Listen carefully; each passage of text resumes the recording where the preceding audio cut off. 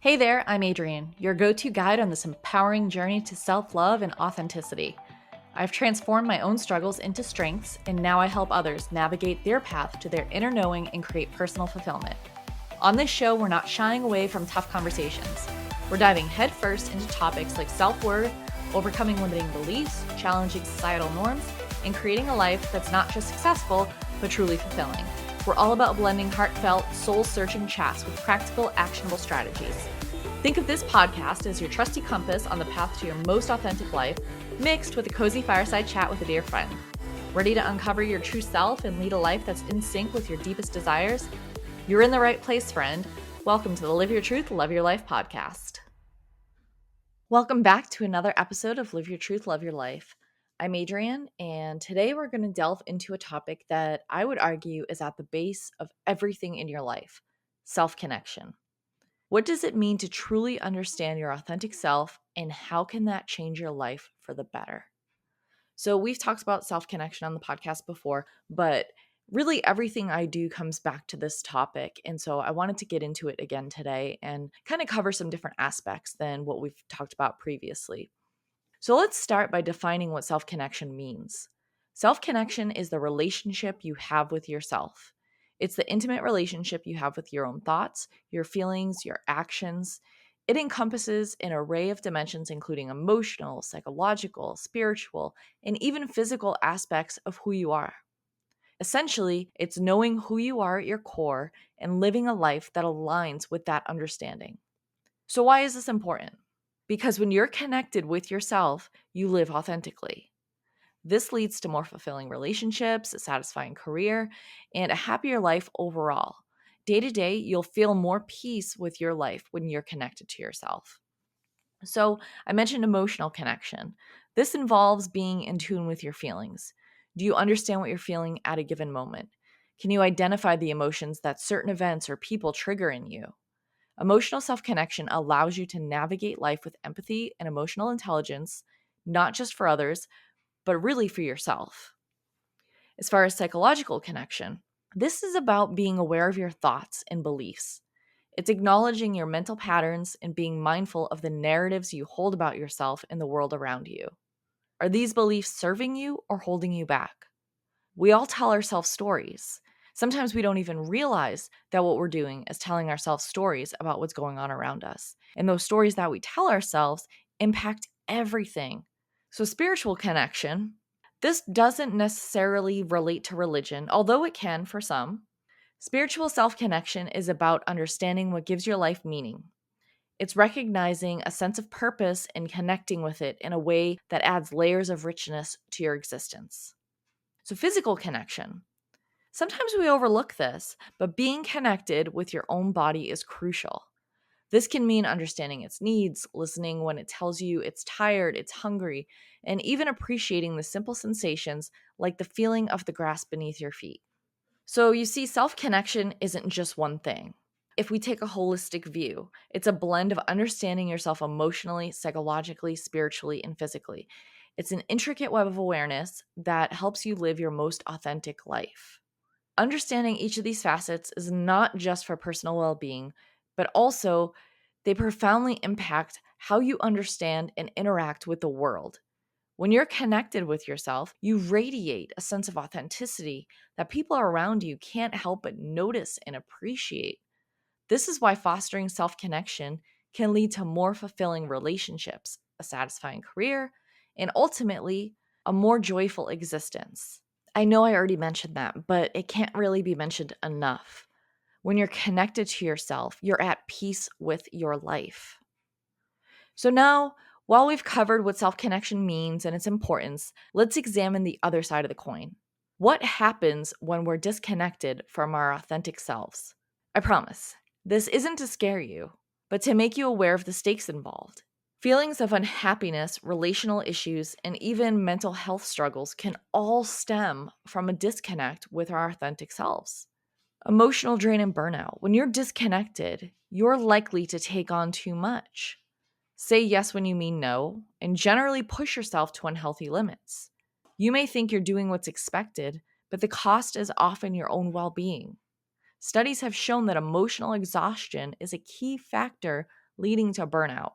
Damaging relationships. If you don't know your own boundaries, chances are you'll allow others to cross them. This can lead to resentment, unhappiness, and ultimately broken relationships, both personal and professional. You could experience a loss of identity. Constantly molding yourself to fit what you think others want can lead to a complete loss of personal identity. This is especially concerning because reestablishing who you are can be a lengthy, complex process. It's not impossible. I've gone through being in a career that I knew wasn't right for me, but I was kind of following a lot of expectations. I was on this path that I didn't really feel like was mine, but at the same time, I didn't really know how to get off of it because, again, there's all these expectations. But you can pivot, you can change things. It can take a while to figure out what that next right thing is for you, but it's possible, it's doable. Not being connected to yourself can lead to physical health consequences. The mind body connection is powerful. When you're disconnected emotionally and mentally, your physical health often suffers. Stress, poor eating habits, lack of exercise, all these can manifest when you're not in tune with yourself.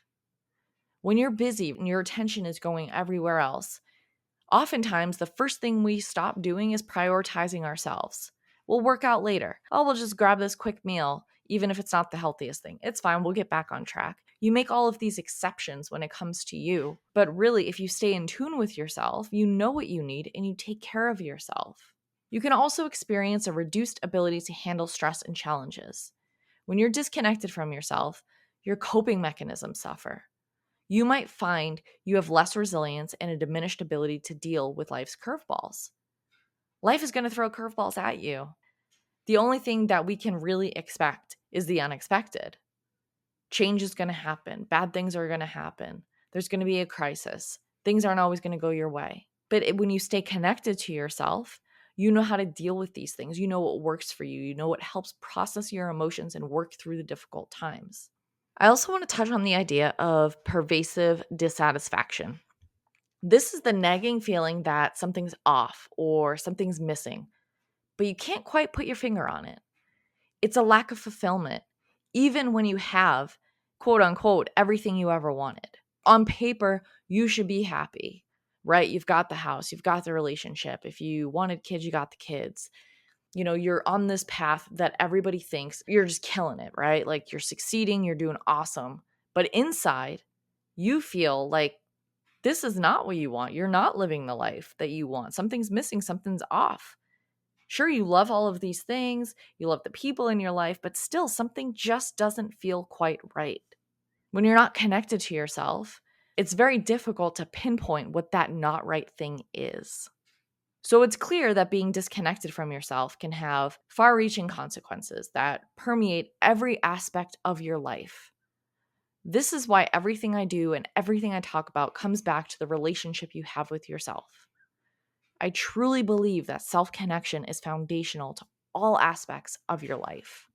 Understanding your authentic self is crucial. When you are your authentic self, you not only enrich your own life, but also those around you. For instance, if you're passionate about painting, but follow a career in finance just because it pays well, you're doing a disservice not just to yourself, but the world that could have experienced your art. I spent 12 years in law enforcement when I knew that I wanted to work with people to help them create a life they love. Though I did peer support, some crisis counseling, mentoring, and career coaching all within my job, I wasn't really living the life I wanted for myself or speaking to people about the things that I'm passionate about. I kept my message inside for 12 years. How can you tell if you're connected to your authentic self or not? Feeling fulfilled, happy, and at ease are good signs. Again, that feeling of peace. You feel at peace with yourself, what you're doing, how you show up in the world. On the flip side, perpetual stress, unhappiness, feeling lost, that feeling of something missing, those things, they might indicate a lack of self-connection. So we've talked about what it is, why it's important, the costs of ignoring it. Now I want to focus on how you can foster self-connection. And I want to go step by step. So this is the roadmap that we're talking about. First thing, self-awareness. Self-awareness, self-awareness, self-awareness. If you've listened to my podcast, this is not the first time I've said it. But first, you have to be aware of your thoughts, your feelings, and your actions. You need to understand what makes you tick. Simple exercises like checking in with yourself at different points during the day can be beneficial. Ask yourself, how am I feeling? What am I thinking? Why did I react this way? You can also engage in activities that encourage self-reflection, such as meditation or spending time in nature. The second thing, self-compassion. Be kind to yourself. Be kind to yourself. Being kind to yourself is easier said than done, especially in a society that's constantly trying to get you to believe that everything is wrong with you. And it often values toughness over tenderness. Accept your flaws, your mistakes, your vulnerabilities. Understand that it's part of the human experience. We all have flaws. We all make mistakes. We're all vulnerable. That's just part of being human. You can practice self-connection through affirmations or by simply pausing before you criticize yourself and asking, would I say this to a friend? I think of like the loudspeaker test. If what I'm about to say or what I'm saying to myself was played over a loudspeaker, would I be comfortable with other people hearing that? If the answer is no, I probably need to change the way I'm treating myself. So, I host monthly free workshops all about transforming your inner dialogue, 5 steps to change how you talk to yourself. The next one is on November 14th. It's 5 p.m. Pacific, 8 p.m. Eastern. It usually lasts about 60 minutes. We go through these exercises and we talk about each step as we go through. We work through everything together as a group. You can share if you want to, you don't have to. But if this is something you struggle with, a lack of self compassion, talking to yourself in a mean spirited way, beating yourself up, this workshop might help you. So, again, it's November 14th. There'll be a link to register in the show notes. Totally free. It's just us getting together on Zoom and going through 5 steps that you can use to change how you talk to yourself. So, the third thing is mindfulness practices. Be present. You can't connect with yourself if you're always thinking about the past or the future. Mindfulness can be as simple as breathing exercises or more structured activities like guided meditations or mindfulness walks. Fourth thing is boundaries. Setting healthy boundaries helps maintain your true self.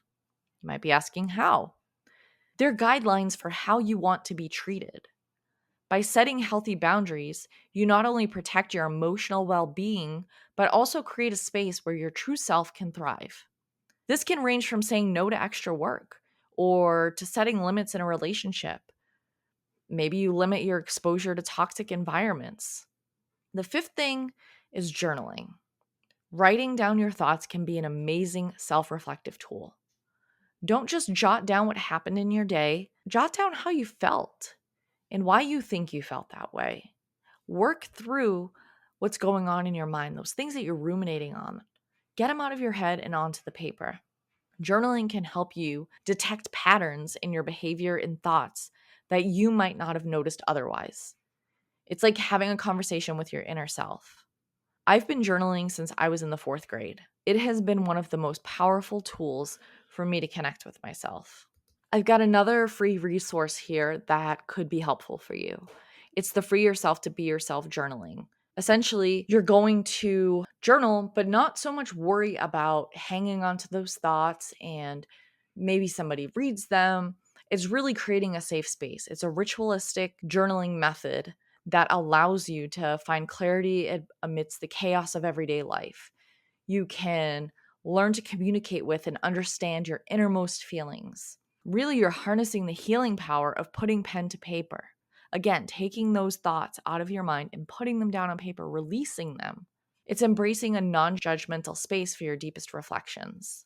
By engaging in this practice, you're going to develop a routine that nurtures your soul and bolsters your self-worth. So you can download this if you go to my website, www.adriancrowley.com/podcast. Click on any episode. There is a spot for you to download that there, and you can just put in your name, your email, send me the workbook, and it'll give you the workbook, provide you with all of the steps. There's a little preview on the website as well. And in case you didn't know, every episode of this podcast actually comes with a journal prompt that will help you work through the material that we talked about, kind of putting that insight into action. The journal prompts that I provide work really well with that free yourself to be yourself journaling method. It could help you out if you don't already have a journaling practice and you're kind of curious about it. Head on over to the website. The link is in the show notes as well. Download the workbook and just see how you feel, see if you like it. That's the roadmap to foster self-connection. These steps are not exhaustive. And they're not set in stone, right? They're guidelines, a starting point to help you find and maintain a strong connection with your authentic self. So for me, the big 4 pillars in my life, outside of the self-awareness, the self-compassion, the mindfulness, the boundaries, the journaling, well, journaling actually is part of it, but adventure, play, meditation, and journaling, those 4 things really help me connect with myself. That's something I've figured out about me. So the 5 that I provided to you are a little bit broader. But again, these steps, they're not set in stone. By practicing them, seeing what works for you, I think self-awareness, self-compassion, mindfulness, boundaries, and journaling really are foundational. Absolutely foundational. Start with those. I hope you take some time this week to work on these steps. And if you're looking for a comprehensive guide to help you on this journey, consider joining the Inner Playground Challenge. It starts November 1st. It's all about using play to connect with yourself, your authentic self. It's all about releasing perfectionism. It's getting in touch with your inner child. It's remembering who you were at your essence and bringing that back to the forefront. It sparks creativity, joy. I just really encourage you to think about joining. www.adriancrowley.com/inner playground. The link for that also in the show notes. So that wraps up today's episode on self-connection. I hope you take all the steps needed to connect more deeply with your authentic self. Remember, the journey to self-connection is ongoing, but each step you take makes the journey worthwhile. Until next time, live your truth, love your life. That's it for today's episode, my friends. Thanks so much for joining me on the Live Your Truth, Love Your Life podcast. To get even more out of today's conversation, don't forget to swing by the show notes and download your freebie. Want to keep the conversation going? I'd love to hear what spoke to you most today. Head on over to my Instagram at Live Your Truth, Love Your Life and drop me a comment. I'm always excited to connect and learn more about you. Remember, the journey towards living your truth and loving your life is a rewarding one. New episodes are dropping each Monday and Thursday, and I can't wait for next time. Until then, have a fantastic week.